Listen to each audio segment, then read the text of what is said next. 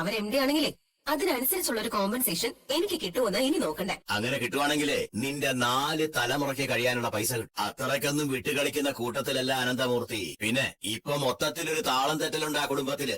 അത് വച്ചിട്ട് മുതലാക്കാൻ നോക്കിയാ ചിലപ്പോ വല്ലതും നടന്നേക്കും. ഒരുത്തി വലിയ ഡിസൈനറായ ശേഷം മച്ചടി വെച്ചിട്ട് കയറ്റുമായിരുന്നു മൂർത്തി ജ്വല്ലറിക്ക്. കഴിഞ്ഞ ഓണത്തിനും വിഷുവിനും ഒക്കെ എന്തൊരു സെയിലായിരുന്നു. പക്ഷേ ഈ വിഷുവിന് വലിയ പൊട്ടലാണ് പൊട്ടാൻ പോകുന്നത്. മൂർത്തി ജുവലറിയുടെ ഷെയറൊക്കെ ഇടിഞ്ഞു താഴ്ന്നു മോളെ. ഇനിയിപ്പോ AN ജുവലറിക്ക് താഴെ ആയിരിക്കും അവരുടെ സ്ഥാനം. അത് കഴിഞ്ഞ് മറ്റ് പലരുടെയും താഴേക്ക് വരും. അങ്ങനെയാണെങ്കിലേ മൂർത്തിയുടെ കൊമ്പൊടിയും. എന്നും ഒറ്റയാനെ പോലെ നിൽക്കാൻ പറ്റില്ലല്ലോ. എല്ലാത്തിനും ഒരു മാറ്റം വരണ്ടേ. മാറ്റത്തിന്റെ കാറ്റ് ആഞ്ഞു വീശി തുടങ്ങി. എല്ലാം നഷ്ടപ്പെട്ടവരാ നമ്മൾ. അതുകൊണ്ട് ഇനി നമുക്ക് സന്തോഷിക്കാം. മോളെ ഇടയ്ക്ക് എവിടെയാ പോയത്? അത് ഞാൻ എന്റെ ഫ്രണ്ട്സിന്റെ അടുത്തേക്ക് അമ്മായി ഇടയ്ക്ക് പോകുന്നത്. അയർലൻഡിലേക്ക് പോയ ശേഷം ഞാൻ ആരും കണ്ടിട്ടില്ലല്ലോ. പിന്നെ ഇതിനകത്തിരുന്നപ്പോ വല്ലാതെ ശ്വാസം മുട്ടുന്ന പോലെ. പിന്നെ വൈകുന്നേരം ഞാൻ അമ്പലത്തിൽ പോയിരുന്നു. എല്ലാവർക്കും മനസ്സമാധാനം കിട്ടാൻ വേണ്ടി പ്രാർത്ഥിച്ചു. അതിന് അമ്പലത്തിലല്ല മോളെ പോകേണ്ടത്. മോളുടെ അമ്മയെ ആങ്ങളെയും പറഞ്ഞു തിരുത്തണം. മോളുടെ ഏട്ടത്തി ഉണ്ടല്ലോ നവ്യ, അവൾ ഏത് സമയത്തും ആദർശിനെ വിമർശിച്ചുകൊണ്ട് നടക്കുക. മുത്തശ്ശൻ ഓരോന്ന് പറയുമ്പോ കൂടെ നിൽക്കുകയും അതുപോലെ തന്നെ ആദർശിന്റെ കാര്യത്തിൽ ആരെങ്കിലും വിട്ടുവീഴ്ച ചെയ്യുകയും ചെയ്താ അവരെ വിമർശിക്കുകയും ചെയ്യുന്നുണ്ടല്ലോ. എന്റെയോ നയനമോളുടെ നാവൊന്ന് പിഴച്ചാ മതി, അവിടെ തീരും നിന്റെ ആങ്ങളയുടെ ജീവിതം. അവൻ ഇവിടുന്ന് പുറത്താകുകയും ചെയ്യും. എല്ലാം എനിക്കറിയാം.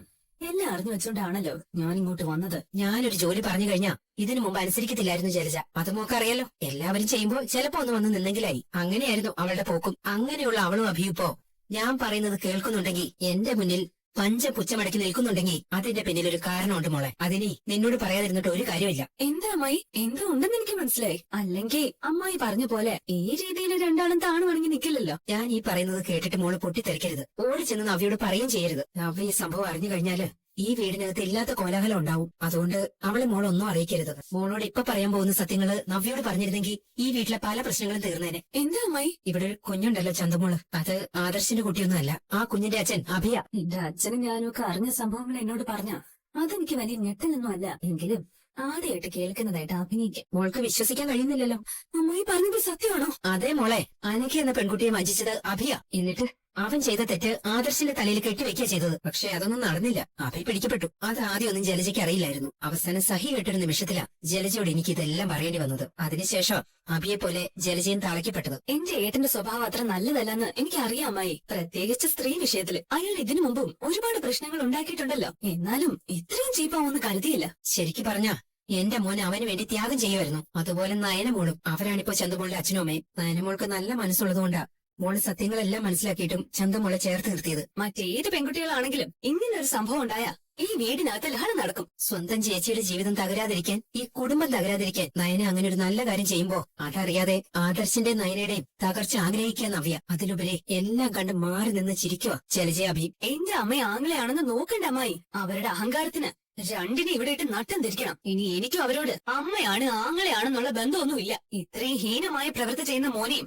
അതിന് സപ്പോർട്ട് ചെയ്യുന്ന അമ്മയും നല്ലതാണെന്ന് പറയാൻ എനിക്ക് പറ്റില്ല. മോളെ എങ്ങോട്ട് പോവാ? എനിക്ക് ഇതിനെപ്പറ്റി അമ്മയോട് ചോദിക്കണം. പക്ഷെ നവ്യോടൊന്നും പറയില്ല മോളെ. അവരറിഞ്ഞാലുള്ള ഭവിഷ്യത്ത് എനിക്കറിയാം അമ്മായി. അതുകൊണ്ട് ഞാൻ പറയില്ല. പക്ഷെ ഇത്രയും മോശമായ പ്രവൃത്തി ചെയ്ത മകനെ അമ്മ സപ്പോർട്ട് ചെയ്യുമ്പോ ആ അമ്മയോട് നല്ല നല്ല വർത്തമാനം പറയണ്ടേ? എടാ, എല്ലാം കഴിഞ്ഞ് നിൽക്കുവാണ് നിന്റെ അമ്മായി. മോൻ തോറ്റു തൊപ്പിയിട്ടതിന്റെ ദേഷ്യം മുഴുവൻ നമ്മളോട് തീർക്കാനായിട്ട് നടക്കുക. ഇനി നിന്റെ ചരിത്രവും ഭൂമിശാസ്ത്രവും ഒക്കെ നവ്യയോട് പറയുമെന്നാണ് എന്റെ പേടി. അങ്ങനെ ഒരു പേടി എനിക്കും ഇല്ലാതല്ലേ. എന്നാലും നിന്നെ ഏട്ടെന്ന് വിളിക്കാൻ എനിക്ക് പറ്റില്ലടാ. മനുഷ്യനായി ഇത്രയും ചീപ്പാവരുത്. അല്ല, നിനക്കെന്ത് പറ്റി? എന്ത് പറ്റിയെന്നോ? എന്നാലും അമ്മ പോലും എന്നോട് നടന്നതൊന്നും പറഞ്ഞില്ലല്ലോ. ഞാൻ ഒരുപാട് തവണ ചോദിച്ചതാ, അമ്മായി എന്തുകൊണ്ടാണ് നിങ്ങളെ രണ്ടുപേരെയും ഇവിടുത്തെ ജോലിക്കാരാക്കിയതെന്ന്. അപ്പോഴൊന്നും അതിനുള്ള ഉത്തരം എനിക്ക് കിട്ടിയില്ല. എന്നാൽ ഇപ്പൊ അതിനുള്ള ഉത്തരം എനിക്ക് കിട്ടി. അറിയേണ്ടത് ഞാൻ അറിഞ്ഞു. ചന്തുമോള് ഏട്ടിന്റെ കുഞ്ഞാണല്ലേ? അനഘ എന്റെ പെൺകുട്ടി ചതിച്ചത് നിങ്ങളാണല്ലേ? മോളെ, നഫിക്ക് ഇതൊന്നും അറിഞ്ഞൂടാ. ദയവ് ചെയ്ത് നീ അവളെ ഇതൊന്നും അറിയിക്കരുത്. അനിയൻ ചെയ്ത തെറ്റാ ഏട്ടൻ ഏറ്റെടുത്തിരിക്കുന്നത്. ഇതിനൊക്കെ അമ്മയെ സപ്പോർട്ട് ചെയ്യുന്നുണ്ടല്ലേ? മോളെ, സപ്പോർട്ട് ചെയ്യാതെ എന്ത് ചെയ്യും? ഇവൻ കാരണം ഞാനിപ്പോ ഇവിടെ കിടന്ന് നട്ടം തിരിയുന്നത് നീ കാണുന്നില്ലേ? ഇപ്പൊ ഏട്ടന് 2 മക്കളാണല്ലേ? അനന്തപത്മനാഭനും ചന്തുമോളും. ഒരു ആൺകുട്ടിയും ഒരു പെൺകുട്ടിയും. എത്ര നാൾ ഇതൊക്കെ നവ്യയുടെ തേടി മറച്ചു വെക്കും?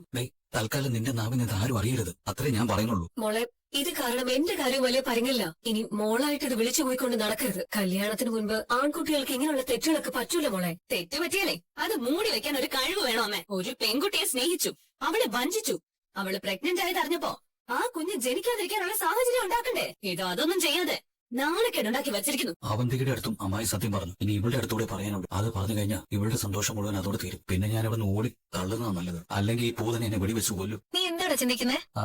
ഞാൻ നിന്റെ മുഖത്തെ സന്തോഷം നോക്കിക്കൊണ്ട് നിൽക്കുകയായിരുന്നു.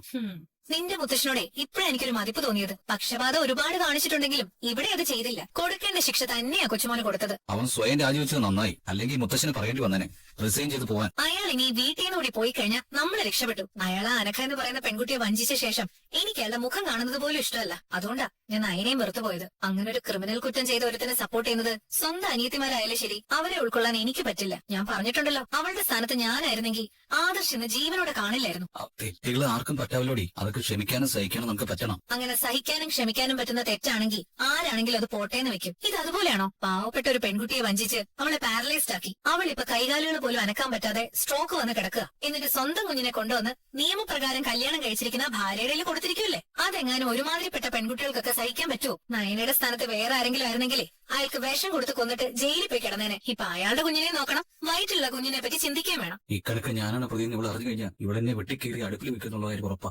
ഇപ്പോഴാണ് എനിക്ക് നിന്നെ പറ്റി ആലോചിച്ചിട്ട് അഭിമാനം തോന്നുന്നേ. എന്തൊക്കെ പറഞ്ഞാലും നീ ആദർശിനേക്കാളും അനിയേക്കാളും നല്ലവനാ. അനിയെ ഒരു കല്യാണം കഴിഞ്ഞിട്ടും ഇപ്പോഴും എന്റെ അനിയത്തിയുടെ പിന്നാലെ നടക്കുമല്ലേ? അവനൊന്നിനും ഒരു വ്യക്തിത്വം ഇല്ലടാ. സ്വന്തം ഭാര്യ ഭർത്താവിനെ അംഗീകരിക്കുമ്പോഴാ അവൻ ആണത്തുണ്ടെന്ന് തോന്നുന്നത്. നീയും കുഴപ്പക്കാരനാ. ഒരുപാട് പെൺകുട്ടികളെ പ്രേമിച്ചിട്ടുള്ളവനാ. പക്ഷേ നമ്മുടെ കുഞ്ഞ് ജനിക്കാറായ സമയം മുതല് എന്റെ സ്വഭാവം മാറി. അത് നിനക്കും അറിയാലോ. അറിയാടാ. അതുകൊണ്ടല്ലേ ഇപ്പൊ എല്ലാരും നിന്നെ കുറ്റപ്പെടുത്തുമ്പോഴും ഞാൻ നിന്നെ പറ്റിച്ചേർന്ന് നിൽക്കുന്നേ. ഇനിയിപ്പോ ഞാൻ വീട്ടുജോലിയൊക്കെ ചെയ്താലും നീ അത് കാര്യമാക്കരുത്. ഈ വീട്ടിലുള്ളവരെല്ലാം ഇപ്പൊ ഒരു പൊട്ടിത്തെറിയുടെ വക്കില. അതിന്റെ ദേഷ്യം മുഴുവൻ എന്നോട് എന്റെ അമ്മയോട് തീർക്കും. നമ്മളത് സഹിക്കണം. ഇനി ഞാൻ എന്തും സഹിക്കും.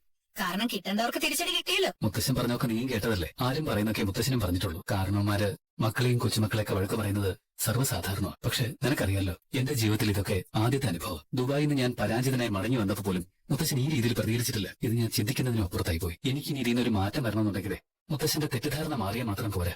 നമുക്ക് ആർക്കും അറിയാത്ത ആ ശത്രുവിനെ കണ്ടെത്തണം. മൂർത്തി സുലറിയുടെ എതിരാളിയെ. അതൊരു പക്ഷേ നമ്മളൊക്കെ കരുതുന്നത് പോലെ എന്റെ ശത്രു ആവണമെന്നില്ല. മുത്തശ്ശനെ വേരോടെ പിഴുതെറിയണമെന്ന് ആഗ്രഹിക്കുന്ന ആരെങ്കിലും ആയിരിക്കും. അതിനിപ്പോ ആദർശൻ എന്താ ചെയ്യാൻ പോകുന്നത്? ഞാൻ തൽക്കാലം ഇവിടെ നിന്ന് മാറുന്നതിനെ പറ്റി ചിന്തിക്കുക. എനിക്കിനി മുത്തശ്ശനെ ഫേസ് ചെയ്യാൻ വയ്യ. അതുകൊണ്ട് പുറത്തുനിന്ന് കാര്യങ്ങൾ അന്വേഷിക്കാന്ന് വിചാരിക്കുക. ഞാൻ നമ്മുടെ ഗസ്റ്റ് ഹൗസിലേക്ക് മാറാൻ പോവാ. അയ്യോ, അതെല്ലാവർക്കും വിഷമാവില്ലേ? വിഷമമാണ്. പക്ഷെ നീ അതിന്റെ പേരിൽ കരഞ്ഞ് ബഹളമൊന്നും ഉണ്ടാക്കരുത്. വീട്ടിൽ നിന്ന് അമ്മയൊക്കെ വിട്ടുപോരാൻ പ്രയാസം തന്നെയാ. പക്ഷെ ആദർശൻ ഉണ്ടല്ലോ അവിടെ. അതുകൊണ്ട് തൽക്കാലം ഞാൻ പിടിച്ചു നിൽക്കാം. അത് പറയാനാ നിന്നെ ഞാൻ ഇങ്ങോട്ടേക്ക് കൊണ്ടുവന്ന്. നീ ഇപ്പോഴത്തെ അവസ്ഥയില് എനിക്കിപ്പം വരുന്നത് നല്ലതല്ല നയനെ. അത് ശരി. അപ്പൊ ഒറ്റയ്ക്ക് പോണെന്ന് പറയാനാണോ ആദർശൻ എന്നെ കൂട്ടി ഇവിടെ വന്നത്? അതെ, നീ ഞാൻ പറയുന്നൊന്ന് അനുസരിക്കണം. നമ്മുടെ കുടുംബത്തെയും ബിസിനസിനെയും തകർക്കാൻ ശ്രമിക്കുന്ന ആരാണെങ്കിലും ശരി, അവരെ ഞാൻ പൂട്ടും. അതിന് വീട്ടിൽ നിന്നാ പറ്റില്ല. എന്തുകൊണ്ടാ പറ്റാത്തെ? വീട്ടിൽ നിന്ന് ആദർശന് ചെയ്യാനുള്ളതൊക്കെ ചെയ്തൂടെ? ഞാനും സഹായിക്കാം. നയനെ, നിന്നോട് ഞാൻ പറഞ്ഞ നിനക്ക് മനസ്സിലായില്ലേ? മുത്തശ്ശനെ എനിക്ക് ഫേസ് ചെയ്യാൻ പറ്റുന്നില്ല. ഞാൻ എത്ര ശ്രമിച്ചിട്ടും എനിക്കിത് സാധിക്കുന്നില്ല. മുത്തശ്ശൻ പറഞ്ഞ വാക്കുകളൊക്കെ എന്റെ മനസ്സിൽ ഇടിമുഴക്കം പോലെ കിടക്കുക. അതുകൊണ്ട് എനിക്ക് അവിടെ നിന്ന് പോയേ പറ്റൂ. നമ്മുടെ കുഞ്ഞിന് വേണ്ടി നീ പിടിച്ചു നിന്നേ പറ്റൂ. ഞാനിപ്പോ ഇത് ചെയ്തില്ലെങ്കിൽ മൂർത്തി ജ്വല്ലറി ഇപ്പൊ മുങ്ങിക്കൊണ്ടിരിക്കുന്ന ഒരു കപ്പല. അത് പൂർണ്ണമായിട്ട് മുങ്ങും. നമ്മളെ തോൽപ്പിക്കാൻ വരുന്നവരെ കണ്ടെത്തി അവരെ നശിപ്പിച്ചേ പറ്റൂ. ഞാൻ അധികം ദൂരത്തേക്കൊന്നുമല്ലല്ലോ പോകുന്നത്. നമ്മുടെ ഗസ്റ്റ് ഹൗസിലേക്കല്ലേ. നിനക്ക് എപ്പോ വേണമെങ്കിലും വന്നെന്നെ കാണാലോ. തെറ്റുകളുടെ കൂമ്പാരമുണ്ട് അവയുടെ അവന്റെ അമ്മയുടെയും തലയിൽ. അവരൊക്കെ എന്നിട്ട് അവിടെ നിൽക്കുന്നുണ്ടല്ലോ. അവരെ എന്നെയും തമ്മിൽ കമ്പയർ ചെയ്യല്ലേ. എന്നെ സംബന്ധിച്ചിടത്തോളം ഒരു വെല്ലുവിളിയായത്. മുത്തശ്ശന് എന്നെ കുറിച്ചൊരു മതിപ്പുണ്ടായിരുന്നു. അത് ഒറ്റയടിക്ക് പോയിരിക്കുന്നത്.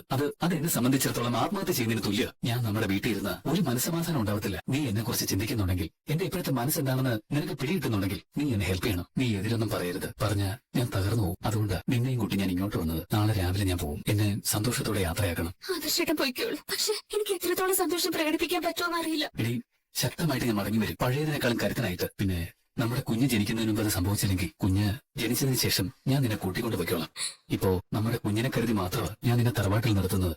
അല്ലെങ്കിൽ എല്ലാത്തിനും ഞാൻ നിന്നെ കൂടെ കൂട്ടിയേനെ. ഇപ്പോ ഇങ്ങനൊരു തീരുമാനം എടുക്കാൻ നിവർത്തിയില്ല. നയനെ, അമ്മ അവിടെ ഇരിപ്പുണ്ട്. നീ കരയല്ലേ. മോളെ കൊണ്ട് നീ എങ്ങോട്ട് ആദർശ പോയത്? എനിക്ക് ഇവളോട് പ്രധാനപ്പെട്ട ചില കാര്യങ്ങൾ പറയാനുണ്ടായിരുന്നമ്മേ. മോളുടെ മുഖത്ത് നല്ല സങ്കടം ഉണ്ടല്ലോ. മോളെ നീ കരയിച്ചോ? ഞാൻ പറഞ്ഞതൊക്കെ ഇവക്ക് മനസ്സിലായിട്ടുണ്ട്. ഇനി അമ്മ കൂടി മനസ്സിലാക്കണം. എന്താ മോളെ? അമ്മയോട് പറയാനുള്ളതൊക്കെ ഞാൻ പറയാം. അമ്മയോട് മാത്രമല്ല, അച്ഛനോടും. അച്ഛനൊക്കെ ഇപ്പൊ എന്നോട് വലിയ ദേഷ്യത്തിലല്ലേ. അതിൽ അവരെ കുറ്റപ്പെടുത്താൻ പറ്റുമോ ആദർശ്? നിന്റെ അച്ഛനും അച്ഛനും ഒക്കെ നിന്റെ അത്രയും മെടുക്കില്ലെന്ന് കണ്ടപ്പോഴാ അച്ഛൻ നിനക്ക് അധികാരം തന്നത്. ആ സമയത്തൊക്കെ അവര് സന്തോഷത്തോടെ അവരുടെ പരാജയം സമ്മതിക്കുമായിരുന്നു. ശരിയമ്മേ, മുത്തച്ഛനെ പോലെ കടുത്ത വാക്കുകൾ അച്ഛനും ഇളയച്ചനും ഒന്നും പറഞ്ഞില്ലെങ്കിലും അവർക്കും അങ്ങനെ പറയണമെന്നൊക്കെ ഉണ്ട്. അതുകൊണ്ടാ അവര് മുത്തച്ഛനെ സപ്പോർട്ട് ചെയ്തത്. ഇനിയിപ്പോ മുത്തച്ഛനെ എതിർത്ത് അച്ഛനും ഇളയച്ചനും എന്നെ സപ്പോർട്ട് ചെയ്തിരുന്നെങ്കിൽ ഉറപ്പായിട്ടും അവരെ രണ്ടുപേരും ഞാൻ വിമർശിച്ചാൽ. അവരുടെ മൂന്നാളിന്റെ നിലപാട് ശരിയാ. മൂർത്തിസ് ഗ്രൂപ്പ് ഓഫ് കമ്പനീസ് എന്ന് പറയുന്നത് ഒരു ചെറിയ കമ്പനിയല്ല. ലോകം മുഴുവൻ വേരുകളുള്ള ഒരു വലിയ സ്ഥാപനം. അങ്ങനെയുള്ള ഒരു കമ്പനിയുടെ MD ആയി എനിക്ക് പ്രധാനപ്പെട്ട ഒരു ഡീല് നടക്കുന്ന സ്ഥലത്ത് സമയത്ത് എത്താൻ കഴിയാതെ പോയത്. നിന്നെ ആരോ ചതിച്ചതല്ലേ മോനെ? ചതി പറ്റുമെന്ന് മുത്തശ്ശൻ നേരത്തെ പറഞ്ഞതാണല്ലോ. എന്നിട്ട് അതിനെ തടയാൻ എനിക്ക് പറ്റിയോ? മുത്തശ്ശൻ പറഞ്ഞതുപോലെ അവിടെ എത്തിക്കഴിഞ്ഞാൽ ഒരു ഗ്ലാസ് വെള്ളം കുടിക്കുന്നത് പോലും സൂക്ഷിച്ചു വേണമായിരുന്നു. അതൊക്കെ അവിടെ നിൽക്കട്ടെ. ഇനിയിപ്പോ അതൊന്നും പറഞ്ഞിട്ട് കാര്യമില്ലല്ലോ.